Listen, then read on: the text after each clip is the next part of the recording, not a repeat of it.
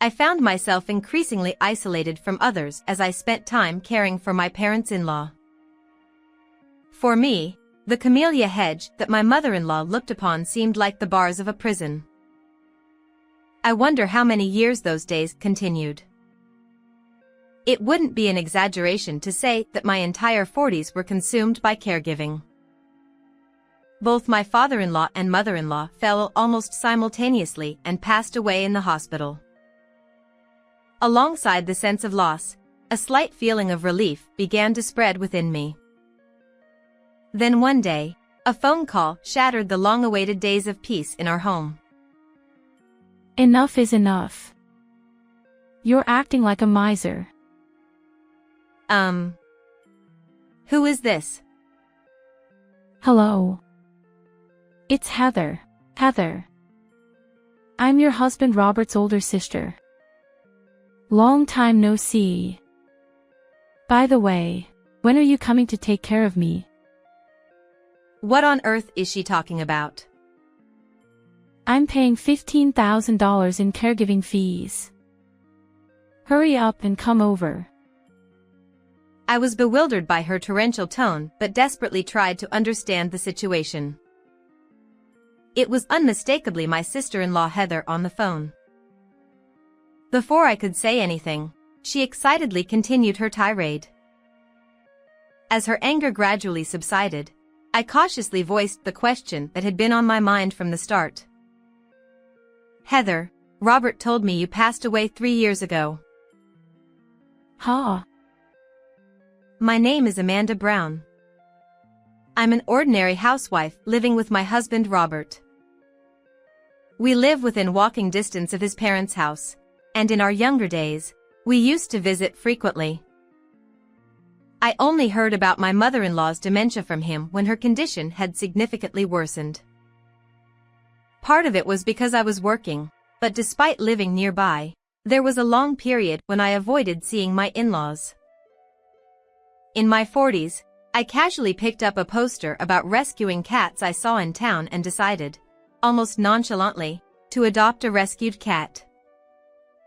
I ended up taking care of many cats in a room we weren't using, participating actively in adoption events and other activities. As I got busier with this, I drifted further apart from my in-laws. One day, Robert confessed to me, looking distressed, that his mother had dementia, and the next day, we hurried to his parents' house. My parents asked me to keep Amanda unaware of the dementia diagnosis. Why?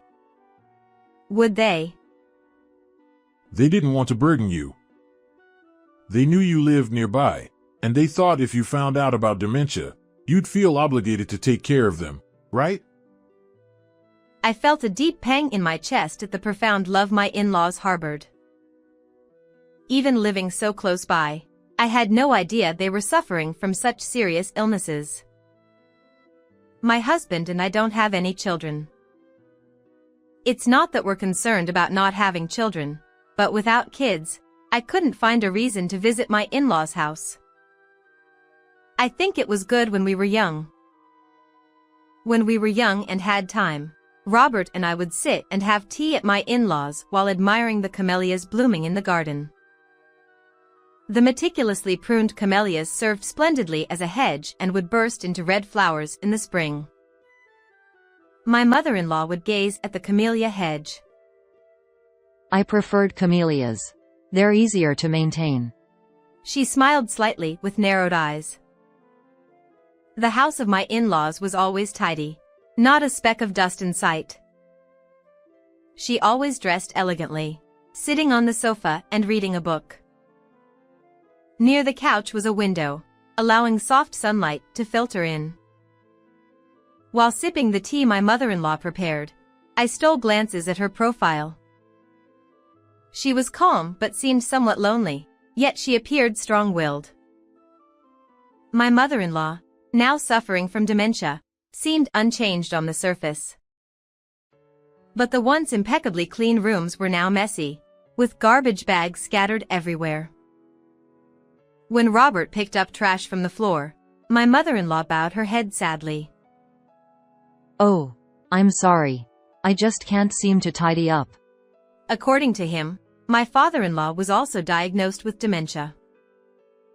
He would seclude himself in his study, reading the same old books for long periods. I'm sorry. But my wife, she can't clean. It's becoming a hygiene issue. Amanda, could you help with the cleaning? From that day on, my peaceful daily life changed completely, turning into a whirlwind of caregiving that began with cleaning and gradually extended to preparing meals and tending to their needs. Caregiving became overwhelmingly busy. Before I knew it, I had temporarily stopped my cat rescue activities and even stopped keeping cats at home. My mother-in-law always sat on the couch with a gentle smile. Look, the camellias in the garden will bloom soon. She smiled. She said the same thing, whether it was summer, fall, or winter. It seemed like my mother-in-law had forgotten my name, as she kept introducing herself to me repeatedly, perhaps thinking of me as a temporary helper or something. She continued to treat me somewhat distantly. The days of caregiving were indescribably difficult.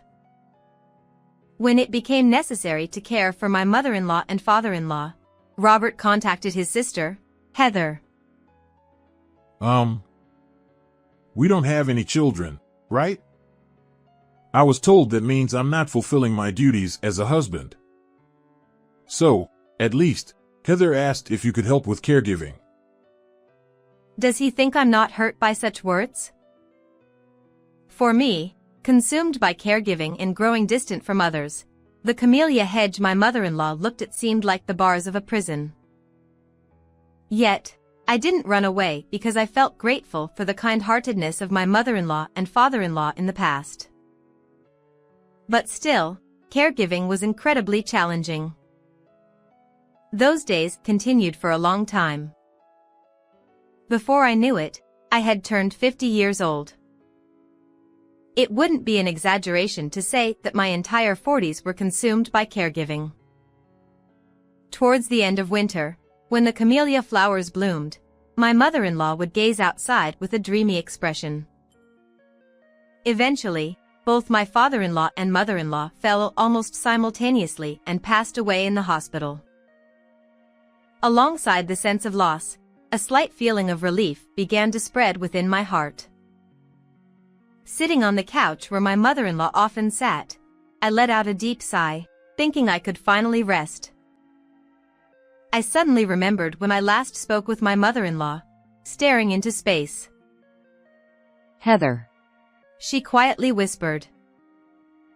Despite having cared so much for my in-laws, I felt as though I had lost to my sister-in-law, whom I hadn't contacted in years. That's not true. I did my best, didn't I? Uttering these words to no one in particular, I gazed absent-mindedly at the camellia that had fallen in the garden. Since the end of caregiving for my in-laws, I began to notice changes in Robert's behavior.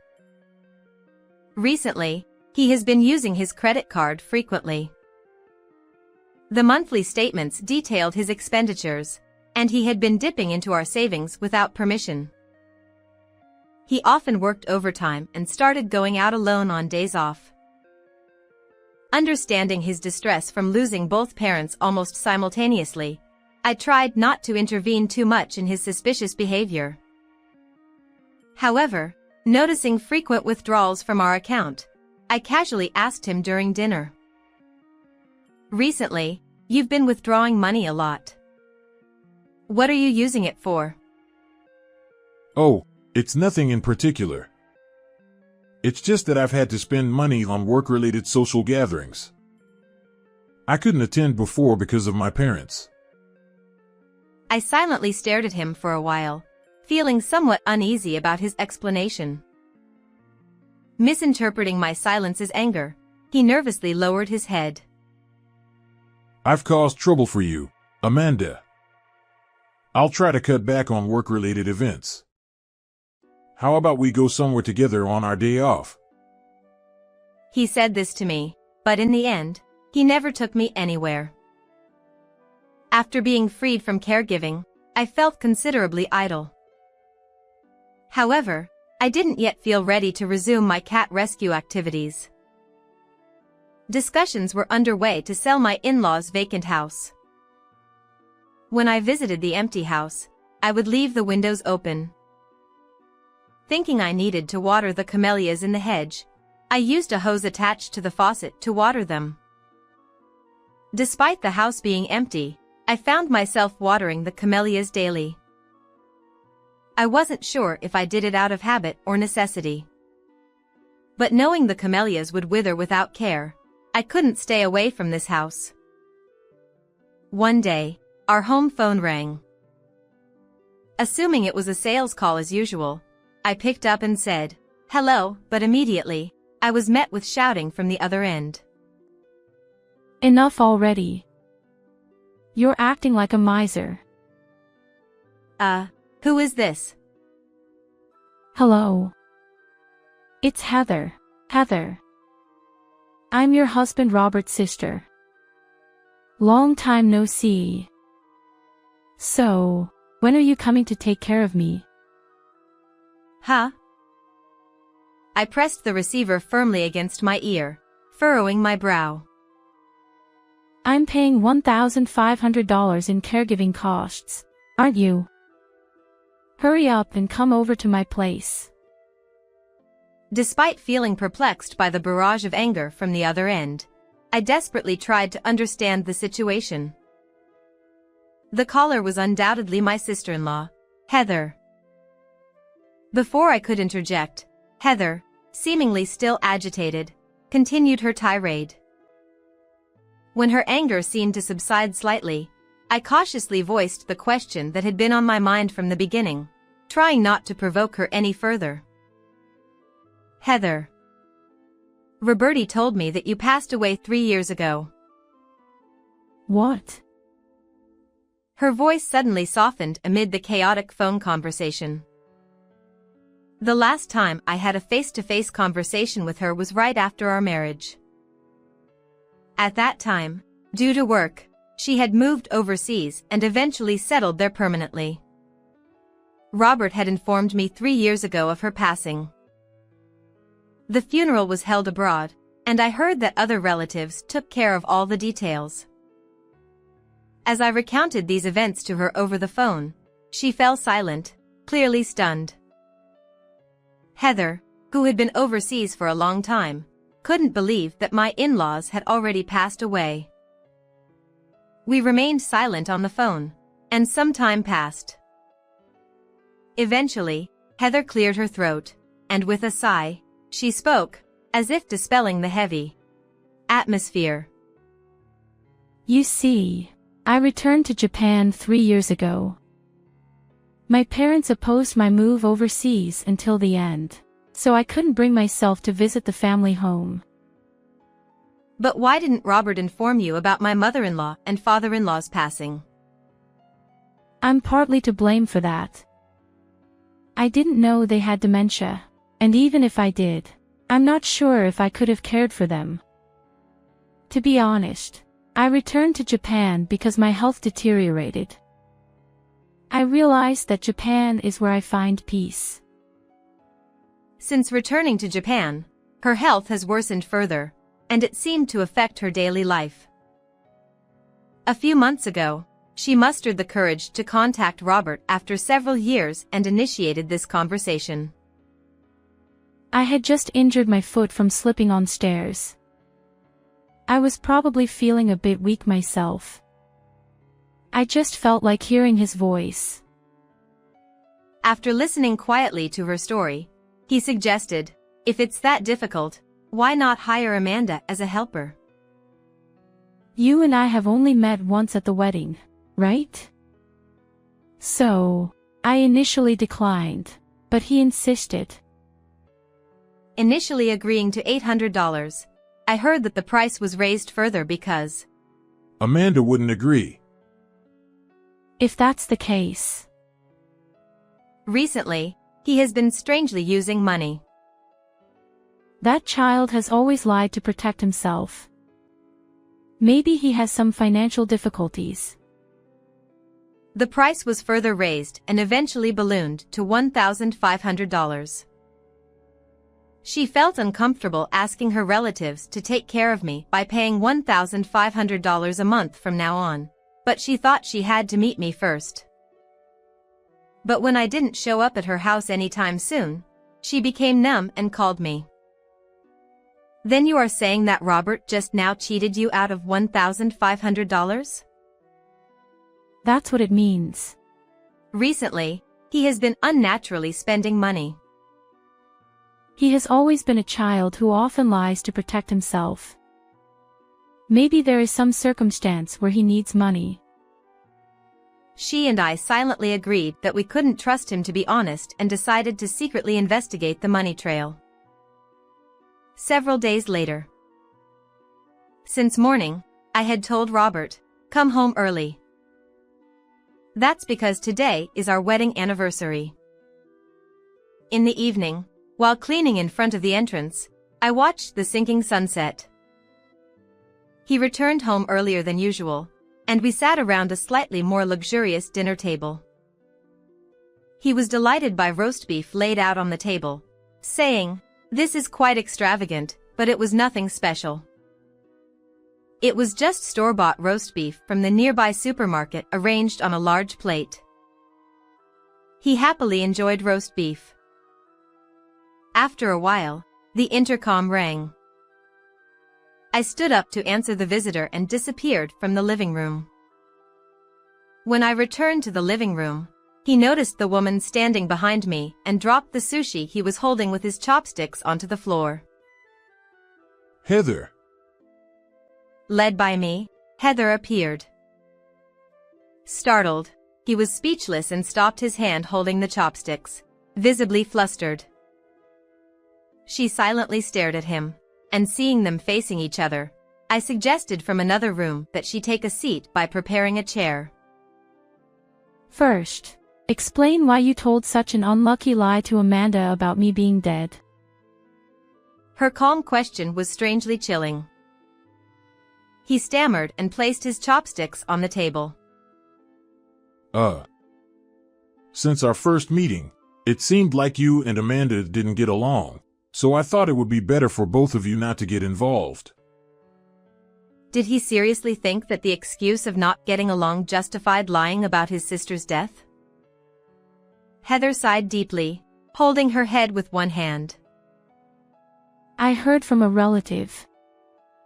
You gathered money from all our relatives overseas to hold a funeral for me. Isn't that fraud? According to a relative, he spread the news that she had passed away.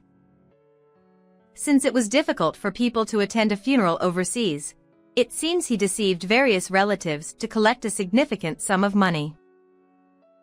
Robert once told me that Amanda seemed to dislike me for living abroad. But when I asked her about it, she said she never thought or said such a thing. I have never spoken ill of her. I barely knew anything about her apart from meeting her once during the early days of our marriage, so there was no basis for me to speak negatively about her. Next, I asked him what happened to the $1,500 I received to take care of her, and he wore a guilty, pained expression. I'm thinking of quitting my current job and starting my own business in the future.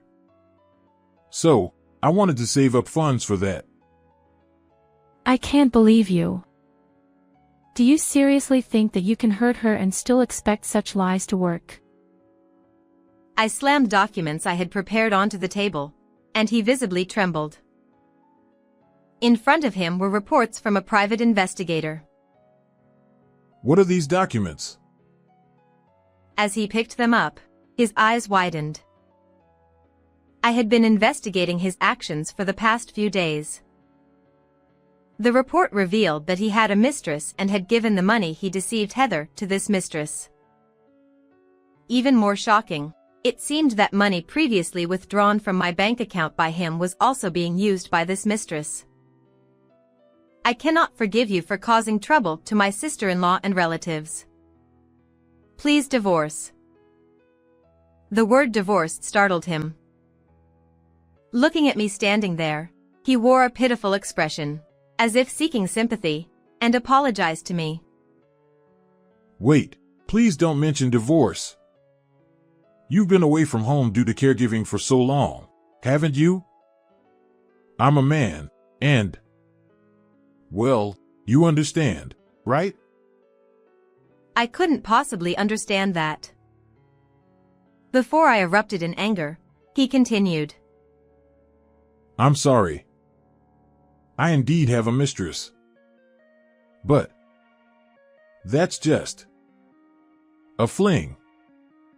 I can't live without you. A fling. Huh. Seems like you've been going out to various places quite a bit. Beside me, Heather took out a photo from the documents and examined it with interest. It was a picture of his mistress, dressed in flashy clothes and smiling.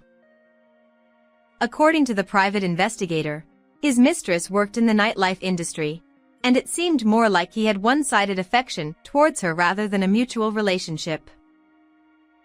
Well, she just looks good because she's young. She's not smart, not considerate, and can't do any housework. I'll break up with such a vulgar woman soon. He half smiled at me and finally apologized, saying, "I'm sorry." He awaited my response. The back of his head showed signs of thinning hair. As I gazed at his bald head for a while, the door of the adjacent room opened, and slow footsteps approached. I had told them to come in about 5 minutes after the doorbell rang. Right on time, the girlfriend who was waiting in the adjacent room arrived. "Robert, look up." Robert, with an expression that seemed genuinely apologetic, stood next to me and was speechless upon seeing the young woman. He didn't utter another word. I had asked the private investigator to look into the mistress and come to my house. According to the investigation, he had one-sided affection, but it was Heather who threatened. If you don't cooperate with us, we'll sue for adultery.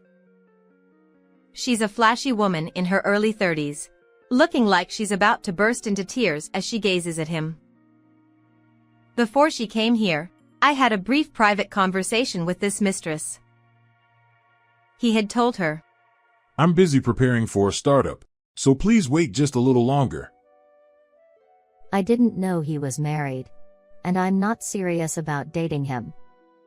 The mistress, in a restless manner, offered excuses while fiddling with her shoulder-length hair.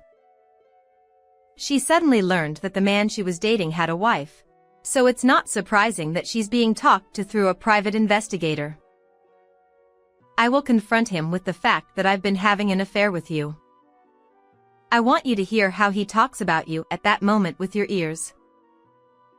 This mistress was merely entertaining him as a customer at her establishment.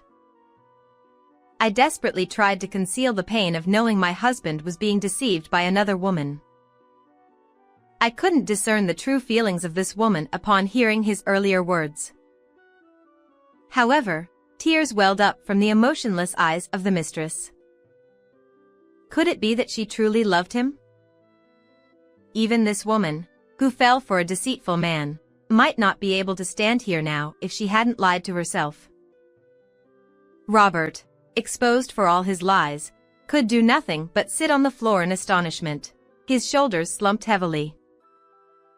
The turmoil caused by one man's antics continued late into the night.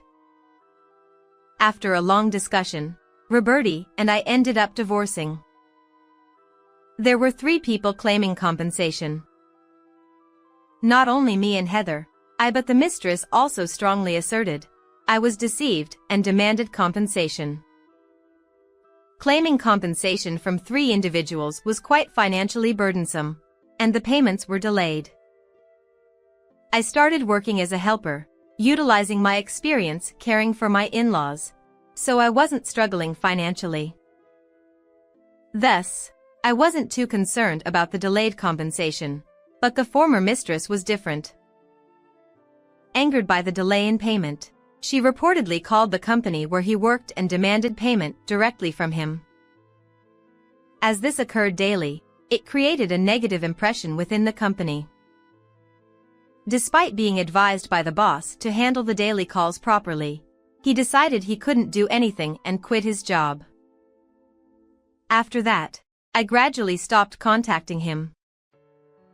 Rumors suggest he is working tirelessly from morning till night in a distant town solely to pay off the compensation. Heather, on the other hand, started living back at her parents' house. She is capable of handling most household chores herself, but I assist her care as a helper several times a week. Robert used to say that Heather and I didn't get along well, but as we talked again like this, I realized we got along very well. I resumed volunteering for the protection of stray cats, which keeps me busy every day. When I told her that I have several rescued cats at home, she surprisingly showed interest. Do you think I could have one? I recommended the most gentle and intelligent black cat among the rescued ones. The clever cat quickly learned to use the litter box and didn't mess up the room, which she liked.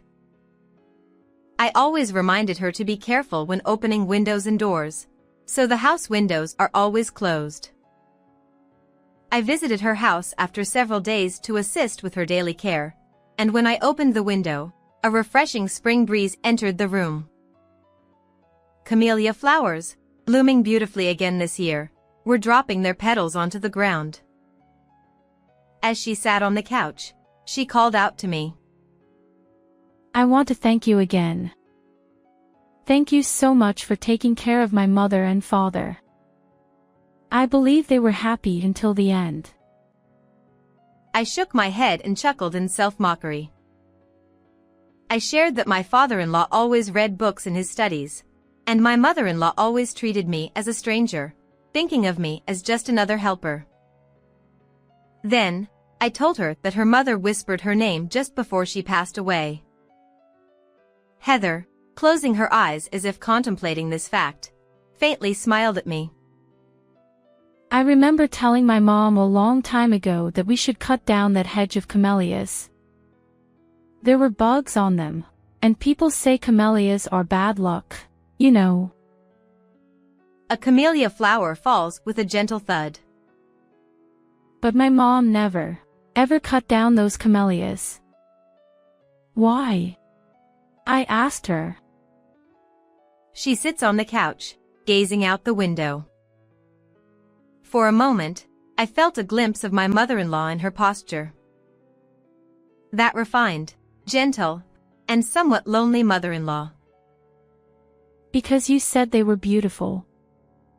You said the camellias blooming in the garden were beautiful. Me. Don't you remember? You mentioned it the first time she came to visit with Roberti. As she said that, the memory came vividly back to me. In the early spring, I nervously stepped across the threshold of this house. Both my mother-in-law and father-in-law were very kind, and I felt incredibly reassured. I glanced out the window and saw the camellias in bloom. They were so beautiful, and the words that unconsciously escaped me were beautiful. My mother-in-law had remembered those words all along, and she cherished those camellias dearly, with so much love. She smiled softly at me as I gazed out the window. Actually, there was another, younger sister beneath Robert and me. She was lost to a miscarriage.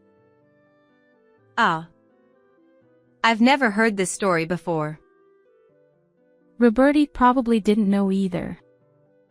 My parents rarely spoke of it. Her mother had experienced a late-term miscarriage, and had the child survived, she would have been the same age as me. According to Heather, the camellias planted in the garden were planted the year her sister was lost.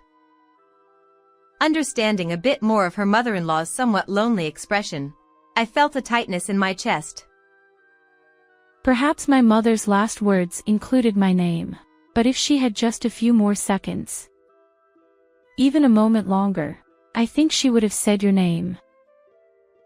A kitten rubbed against my legs as if seeking affection, I lifted the kitten and brought my face close to its beautiful fur. Emotions too deep for words surged within me, and I instinctively buried my face in the kitten's fur. The cat's back was soft and warm, and against its slightly damp fur, I whispered, "I'm sorry." Another camellia flower blooming in the garden quietly fell to the ground. How did you find this story? Please consider subscribing to the channel. Until next time in the next video.